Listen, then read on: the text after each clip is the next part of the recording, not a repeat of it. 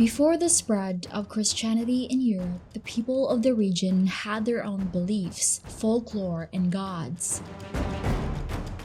It is said that the Baltics were among the last parts of Europe to be Christianized, somewhere around the 15th century. The people of the Baltic region were called pagans by the Christians, which was used to define those who practiced a religion other than Christianity, Judaism, or Islam. For the unversed, the Baltic region is a collection of Baltic countries, which includes Estonia, Latvia, and Lithuania. Once the Baltic people were converted to Christianity, their beliefs and traditions were lost in time. Since they didn't have any written script or epic of their religion, it is extremely difficult to know how these Baltic people lived, whom they worshipped, what were their traditions, and so on. But still, some of their traditions and beliefs have been passed on to the next generations by word of mouth. Because of this, we can get a rough estimate of the religion of the old Baltic people. Just like many other ancient religions in the world, the Baltic people's religion also revolved around nature. They had their own version of gods and goddesses, spirits and creatures who were all associated with natural elements and events. This is why you will find stories and folktales vary from place to place in the Baltic region. However, unlike the rest of the religions, the Baltic people had no epic myths about the creation of the world. But even if they had one, it has been lost in history. The Baltic people believed and worshipped Dievas, who was said to be the creator of everything that exists today. However, Dievas had no intention of creating the humans. It turns out that he created the humans accidentally when pieces of dirt fell off his face while he was washing himself. It is said that the word deity itself originated from the supreme god Dievas. According to the legends, Dievas is the ruler of the sky and watches over all the other gods and humans. Dievas has many similarities to that of the gods from other religions, like the Greek god Zeus, the Hindu god Dios, and other gods who all are personification of the sky. Another interesting thing to note here is that the word Dievas is very much similar to the Indian word Devas, which literally means gods or celestial beings with godlike characteristics. The next most important god in the Baltic region is Perkūnas. Perkūnas is the god of thunder, who is said to rule the Baltic Sea with the power of his axe, thunders, and lightning. Although Dievas is said to be the supreme god, Perkūnas is the most popular god. He is also called the god of fertility and is responsible for rain.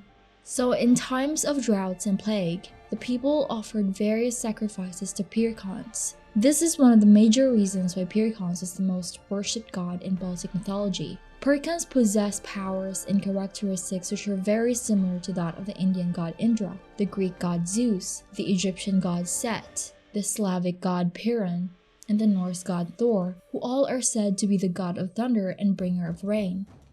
The next in line is Sol, the sun goddess. Unlike the major religions in the world where the sun god is usually a male, it's completely opposite in the Baltic mythology. Sol is said to be one of the most powerful goddesses who is also the goddess of life and fertility, warmth, and health. According to a study by some scholars, Sol and the Indian god Surya have a lot of similarities in both functions and attributes, except that they are represented by the opposite gender. During the 15th century, when missionary Jerome of Prague was attempting to Christianize the Baltic people, he recounted a myth about the kidnapped Sol. According to the myth, Sol was held in a tower by a powerful king. She was later rescued by the Zodiac using a giant sledgehammer. Jerome revealed that he personally witnessed the hammer and claimed that the myth was true. Sol is the wife of Menes, the god of moon. Unlike the other religions, the moon god is represented by a male. Menes is also known as the god of war, as he would dress up in a starry gown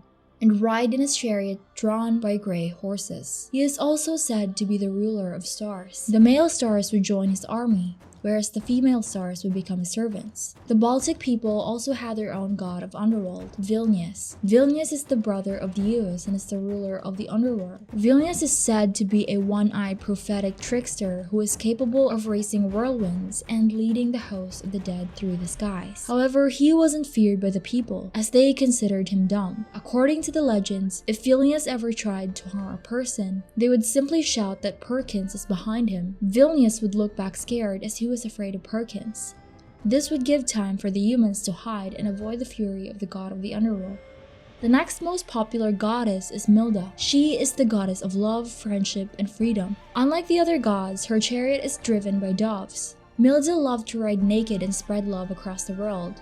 According to the legends, one glimpse of her would make a man go crazy and crave love and romance. Milda has characteristics much similar to that of the Greek god Aphrodite and the Norse goddess Freya. Milda doesn't believe in marriage and she herself is single. Instead, she believes in eternal love and marriage comes second to her. This is one of the reasons why the Christians hated her when they learned about her. Another most popular goddess in Baltic mythology is Medina, who is the goddess of forest and hunt. Although she is the goddess of the hunt, her job is to also ensure the protection of the forest and the wild animals. Medina is said to be depicted as a young woman who has both divine and demonic traits. This is because she would often trick the hunters by sending them in the opposite direction of the animal they are hunting. Thus, she was often seen as a dual benign and malign trait. She is also believed to possess the ability to shapeshift into a wolf. In her wolf form, she would lead a pack of wolves. One interesting thing about the Baltic people is that they view the sky as a giant mountain,